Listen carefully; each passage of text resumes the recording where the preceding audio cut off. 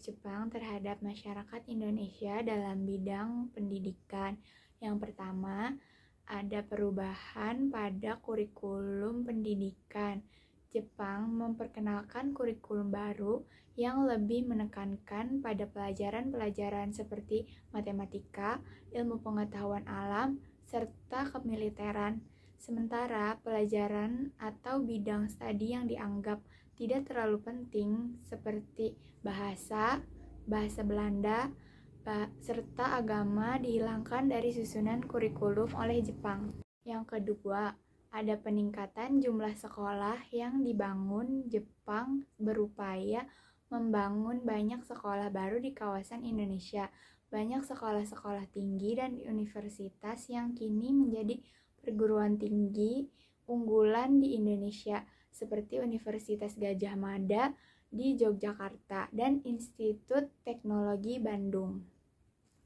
Yang ketiga ada menerapkan sistem pendidikan wajib Jepang.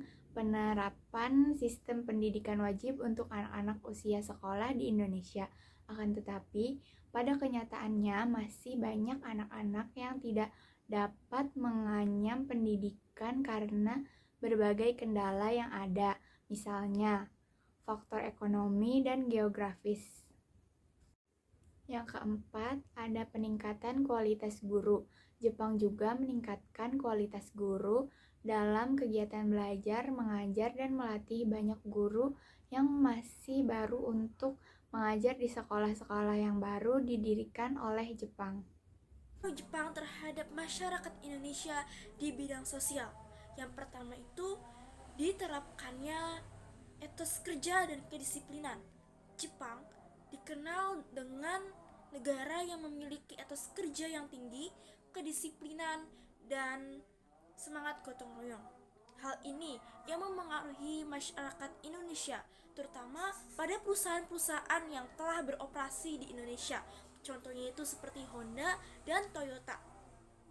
Jepang memiliki budaya kerjanya sendiri, seperti kaizen atau perbaikan terus-menerus. Perbaikan terus-menerus itu contohnya dalam hal perbaikan kualitas produk dan juga perbaikan kualitas kinerja pabrik. Selain itu ada yang namanya budiso atau kode etik samurai, yaitu terdiri dari ada loyalitas, kedisiplinan, kerjasama tim. Yang kedua ialah gaya hidup dan hiburan. Budaya yang telah populer di Jepang seperti anime, cosplay, K-pop, dan lain-lain itu telah berkembang di Indonesia.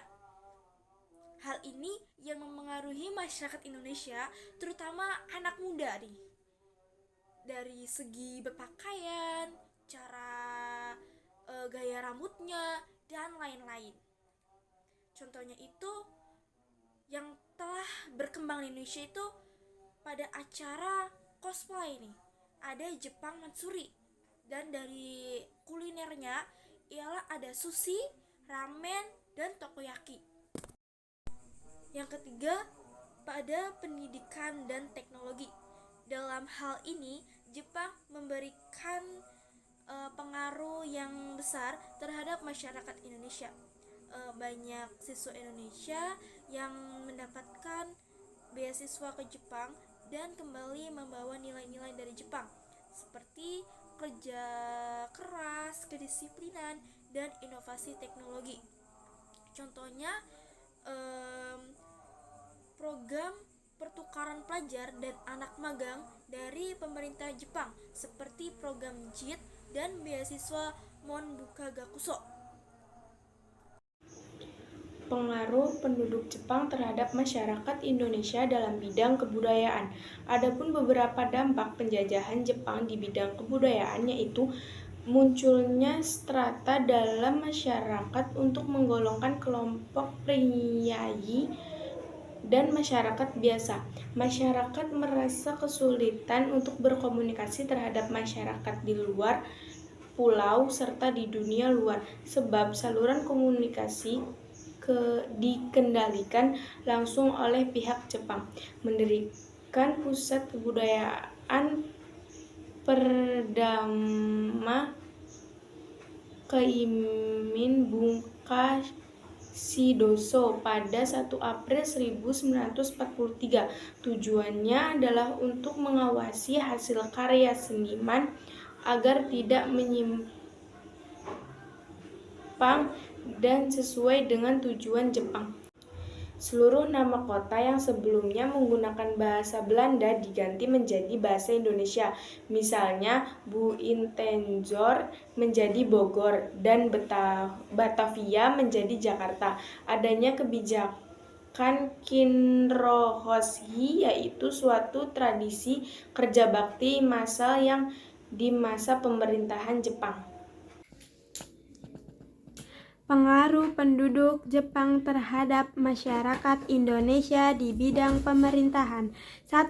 Sistem pemerintahan terpusat. Jepang membentuk sistem pemerintahan terpusat untuk kepentingan militernya. Wilayah Indonesia dibagi menjadi 3 daerah militer: Jawa, Madura, Sumatera, dan daerah lainnya. 2. Organisasi lokal dibentuk Sonjaikai Desa dan Chusanghi Dewan Penasihat, memberi pengalaman administrasi bagi tokoh lokal. 3. Pelatihan kepemimpinan, pembentukan peta, cikal bakal TNI, pendidikan politik dan administrasi bagi pemuda Indonesia. 4. Eksploitasi pemerintahan kebijakan Jepang diarahkan untuk mendukung Perang Pasifik, tenaga kerja, romusa, dan eksploitasi sumber daya. 5. Awal kebangkitan nasionalisme, propaganda anti barat, memicu rasa nasionalisme, tokoh lokal diberi ruang yang dimanfaatkan untuk perjuangan kemerdekaan.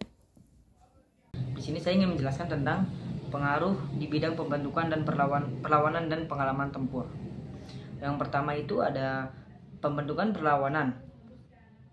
Jepang mendirikan organisasi seperti Peta Pembela Tanah Air, Heiho, Seinandem, dan Keibodan. Melalui organisasi ini, banyak pemuda Indonesia mendapatkan pelatihan militer yang kemudian digunakan untuk melawan penjajah, termasuk Jepang itu sendiri. Di akhir kependudukan, gerakan bawah tanah itu munculnya tokoh-tokoh perlawanan seperti Sultan Syahrir dan Amir Syarifuddin yang membentuk gerakan bawah tanah untuk melawan kekejaman Jepang. Nah, yang kedua ada pengalaman tempur. Latihan militer melalui organisasi seperti Peta dan Heiho. Banyak pemuda Indonesia dilatih menggunakan senjata, taktik perang, dan kepemimpinan militer. Pengalaman ini sangat berharga dalam perjuangan kemerdekaan 1945 sampai 1949. Partisipasi di medan perang, pemuda Indonesia yang tergabung dalam Heiho sering dikerahkan ke medan perang Asia Pasifik untuk membantu Jepang. Pengalaman ini memberikan pengetahuan langsung tentang strategi perang modern. Yang ketiga ada mobilitas perempuan. Pendudukan Jepang membawa dampak buruk terhadap perempuan Indonesia, termasuk melalui praktik jagun yanfu atau wanita penghibur yang memaksa perempuan menjadi pekerja seksual untuk tentara Jepang. Hal ini meninggalkan trauma mendalam bagi korban. Nah, di sisi lain, ada beberapa perempuan juga aktif membantu perjuangan dengan menjadi kurir, perawat, dan atau anggota organisasi perlawanan, sehingga memulai pergeseran peran perempuan dalam masyarakat. Nah, yang terakhir ada tenaga kerja paksa atau romusa. Jepang memobilisasi jutaan rakyat Indonesia, termasuk laki-laki dan perempuan, untuk menjadi tenaga kerja paksa atau romusa. Nah, mereka dipekerjakan dalam kondisi buruk untuk membangun infrastruktur militer Jepang seperti rel kereta api, jalan, dan lapangan kerja dan lapangan terbang. Nah, banyak tenaga kerja romusa yang mengalami penderitaan fisik, kelaparan, dan penyakit, bahkan meninggal dunia akibat kondisi kerja yang tidak sangat manusiawi. Saya ingin menjelaskan dampak negatif eksploitasi sumber daya alam. 1. Eksploitasi sumber daya alam. Jepang melakukan eksploitasi besar-besaran terhadap sumber daya alam Indonesia untuk mendukung perang mereka. 2. Penggunaan rupiah Jepang. Jepang menerbitkan mata uang sendiri yang menyebabkan inflasi dan menurunkan nilai mata uang Indonesia. 3. Pengambilan aset. Jepang mengambil alih aset milik Belanda masyarakat Indonesia. 4. Penganiayaan dan penindasan. Jepang melakukan penganiayaan dan penindasan terhadap masyarakat Indonesia yang dianggap tidak patuh atau melawan penduduk Jepang. 5. Kerja paksa. Jepang merupakan sistem kerja paksa yang memaksa masyarakat Indonesia bekerja tanpa upah yang layak. Dampak positif. 1. Pengenalan teknologi. Jepang memperkenalkan teknologi modern kepada Indonesia seperti pembangunan infrastruktur, industri, dan pertanian. 2. Pendidikan. Jepang memperkenalkan sistem pendidikan yang lebih modern dan efektif yang kemudian diadopsi oleh Indonesia.